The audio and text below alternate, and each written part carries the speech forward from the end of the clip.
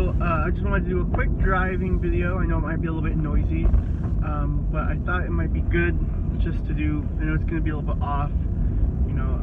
Anyways, I just wanted to talk a little bit about Jimmy Doore and progressives generally, and how they don't understand libertarian arguments or conservative arguments, and how there's so much middle room, there's so much middle ground between these two ideological types, or, you know, patterns of thinking, that, you know, if liberals really wanted, or if progressives really wanted certain things, they could get, you know, they need to use the appropriate arguments. And that's one of the things that Donald Trump does very well. He gets libertarians and conservatives to go along with things that they do not naturally believe, they do not naturally understand to be correct. And he does this by using particular arguments for each group of people. I will never forget when Ben Shapiro said, hey, if Donald Trump was really using tariffs just as a negotiation tactic to get closer to a free market, I'd be all for it. But he has to come out and say that. Otherwise, he's just trying to increase tariffs, which is bad according to the free market. And then everyone in his comment section was saying, well, here Donald Trump is actually saying it. Here he's saying it, here, here, and here. And Donald Trump, of course, came out and he did make that specific claim that, hey, right now our current trade agreements are so far away from the free market that tariffs actually bring us closer to a free market.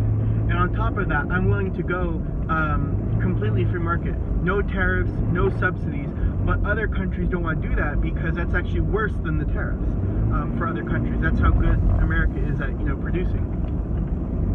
So, long story short, Trump made the argument to libertarians and to conservatives that he was bringing America closer to the free market by imposing these tariffs. And if you're not part of the libertarian right, or the right generally, then you probably didn't notice that at all. You probably just, you know, saw a trade war with China and just saw that he was fighting for the American people and he was bringing jobs back. That's probably what you understood from that. Because if you're not paying close attention to these arguments, they'll go right past you. Progressives need to do the same thing. Progressives need to step in and essentially say, look, we can cut X amount from our foreign wars right now, and we'll put half of that into tax cuts and half of that into Medicare for all, or half of that into a better social safety net. That is something almost every libertarian would agree with. Number one, of all the things that government money can do, the most harmful is war with foreigners, where you're, or even, you know, domestic war, where you're going to war with people who are, you know, most of the people you harm are going to be completely innocent. Vast majority of people you harm are going to be innocent people who didn't, you know, ever harm the U.S., who would never, you know, even have the opportunity to harm the U.S. And we spend so much money as well. It's not just the money we spend every year on, you know, these foreign wars. It is the amount of, you know, like when you produce a Humvee, you might not produce, you know, that same Humvee every year, but you have to pay to maintain it. And there's a lot of wealth that is held by the military that doesn't get captured in these yearly spending budgets. Sorry, I gotta change lanes real quick. Traffic is pretty crazy where I live. Anyways, that is a really great argument that progressives can make to libertarians. Say, hey, we waste X amount of money on the military, and it's not just that we waste it on the military. Like, that's the thing. Conservatives and libertarians can be very pro-military. That's not the same thing as being pro-war. A military that is used for the defense of Americans on American soil is extremely legitimate. Whereas, you know, American, you know, blood, money, and, you know, blood, money, time, people being used to go to foreign wars is almost completely illegitimate.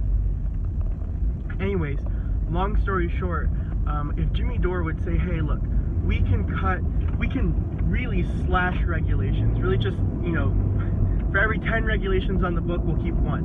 And we'll, you know, enforce this by having, you know, only the important regulations that protect consumers.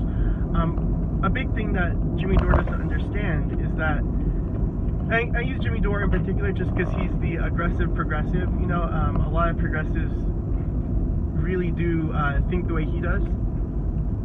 Jimmy Doore can stand in for any progressive. But essentially, most regulations on the book aren't there to protect consumers. They are there to protect corporations from consumers.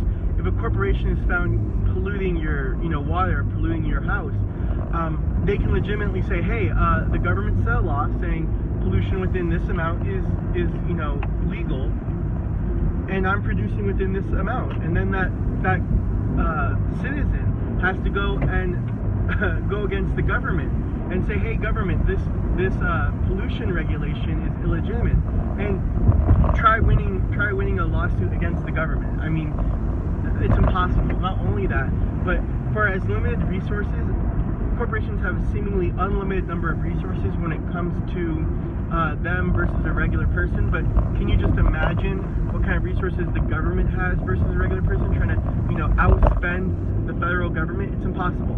It's never going to happen when it comes to legal battles. Not only that, but a lot of regulations act as a government protection for corporations against other corporations. So you saw this most recently with the Amazon deal in New York.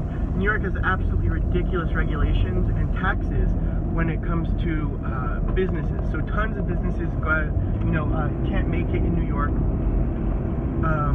because of the regulations, because of this and that, because of how the regulations are enforced as well. So what do? They offer huge, gigantic tax cuts to Amazon. Well, first of all, your mom and pop store isn't going to get those same tax cuts, isn't going to get that same regulatory relief from New York City, which means that they're playing on an uneven battlefield. It's an uneven game, which is really unfortunate because Amazon is so large they don't need the additional help, but they get it because they have the negotiation power. Anyways, low tax rates, according to libertarians and conservatives, are a good thing. However, it's not good if they're just applied selectively. Now, granted, if you told me, someone with a Tommy gun walks into a party and they rob, they take everyone's wallet, except for whatever reason, they decide anyone with blue eyes gets to keep their wallet. Well, it's fine if you let the blue-eyed people keep their wallets. I mean, it's better that some people escape oppression rather, even if everyone can't. It's good that Amazon can escape this oppression, and, I congratulate them for doing that. However, it's unfair that everyone else has to compete against Amazon. And our goal isn't necessarily to be more fair and oppress Amazon along with everyone else. The goal is more freedom. And more freedom will lead to more equality, as it always does. So the problem with the ocean of regulations that we have now is that just like this Amazon example in New York City, where Amazon got all of these tax benefits just for being so large, that's how almost all regulations act within the corporate world, the corporate makeup. Essentially, you have these things called most favored corporations who end up, like Costco's, your Walmarts, who end up really gaming the system and being able to have an unfair advantage because the regulations aren't going to be enforced against them the same way they're enforced against everyone else.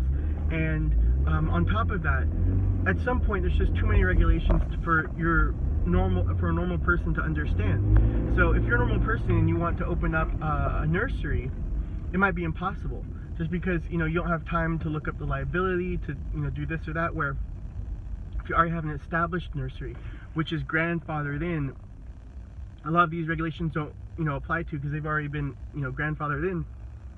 You just have an unfair advantage because the government doesn't enforce and apply regulations the same way.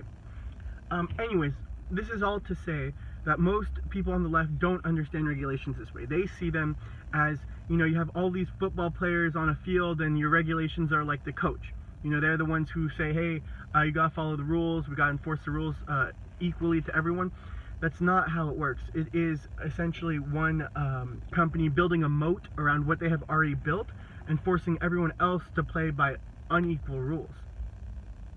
So if we disband a lot of these regulations, I mean 10 to 1, you will see just a huge amount of wealth creation, and you're gonna essentially you're gonna see a huge amount of wealth creation and you can actually parlay that into other taxes. And with those extra taxes,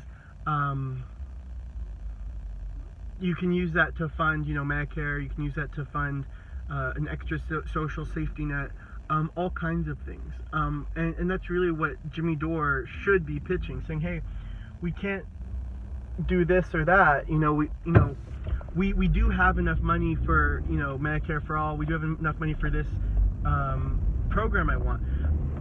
The way we can actually come up with the money is we are going to cancel all of these regulations, and we're going to levy this specific taxes, and it'll be it won't be neutral. It will be actually a gain for. So I'm trying to let someone over into my lane. It'll actually be a gain for freedom on net. For every $2 in regulations that we cancel, we'll levy 17 cents in taxes, and at that rate you'd have plenty of money to build the social safety net you really want. But what you cannot have is the social safety net you want on top of the regulatory burden you want. The regulatory burden is insane for corporations right now, and when I say corporations, I really mean individuals, because